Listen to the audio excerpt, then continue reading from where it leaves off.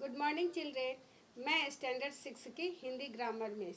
Children, मैं आप लोग को संधि पढ़ा रही थी।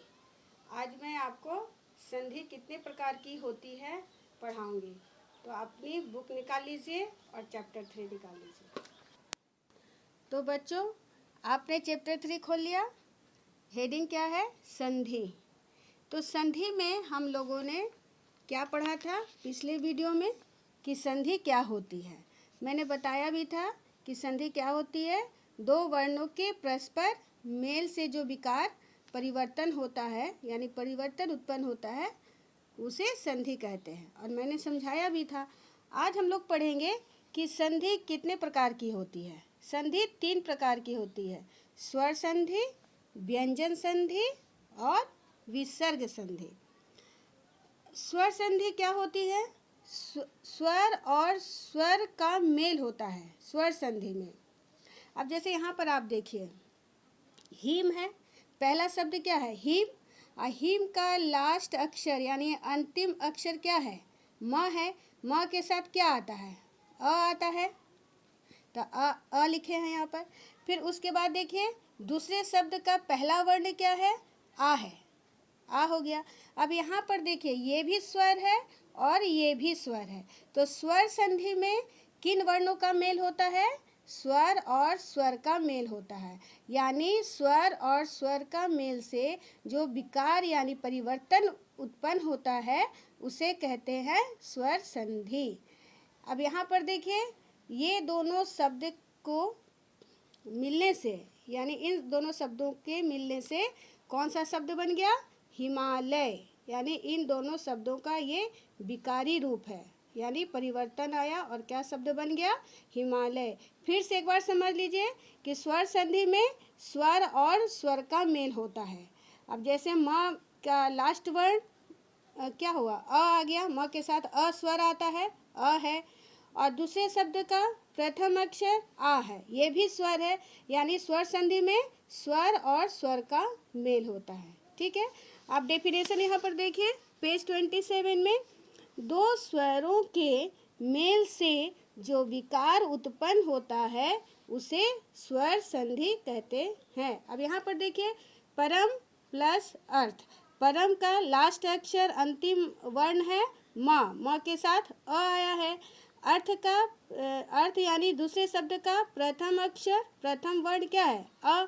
दोनों ही स्वर है। दोनों ही स्वर का जुड़ने से क्या आ गया? आ, स्वर आ गया। यानी स्वर संधि में स्वर और स्वर का मेल होता है। तो बच्चों, आपको समझ में आ गया कि स्वर संधि क्या होती है। ठीक है। अब हम लोग चलेंगे व्यंजन संधि। व्यंजन संधि क्या होता है? अब व्यंजन संधि क्या होता है, इसको जानने के लिए आप पेज नंबर 30 निकाल लीजिए। पेज 30 देखिए, यहाँ पर लिखा हुआ व्यंजन संधि।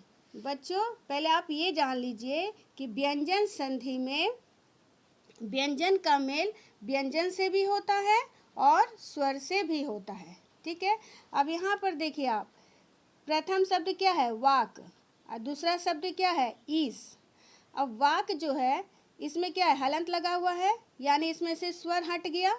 ये देखिए यहाँ पर क है। और दूसरे शब्द का प्रथम अक्षर क्या है? ई, यानी ये स्वर है। अब यहाँ पर देखिए स्वर है।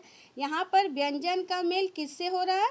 स्वर से हो रहा है। तो व्यंजन संधि में व्यंजन का मेल स्वर से भी होता है और व्यंजन से भी होता है। तो इन दोनों का विकार क्या है?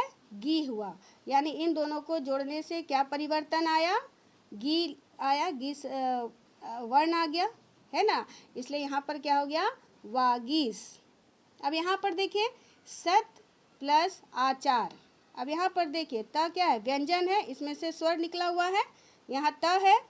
अब यहाँ पर देखिए आ, ये भी स्वर है, आ हो गया। इन दोनों का विकार क्या आ गया? दा। इसलिए यहाँ पर हो गया सदाचार। सत प्लस आचार, सदाचार। ठीक है। अब यहाँ पर आप देख लीजिए एक बार, उत, इसमें से क्या है? स्वर हटा हुआ है, त है।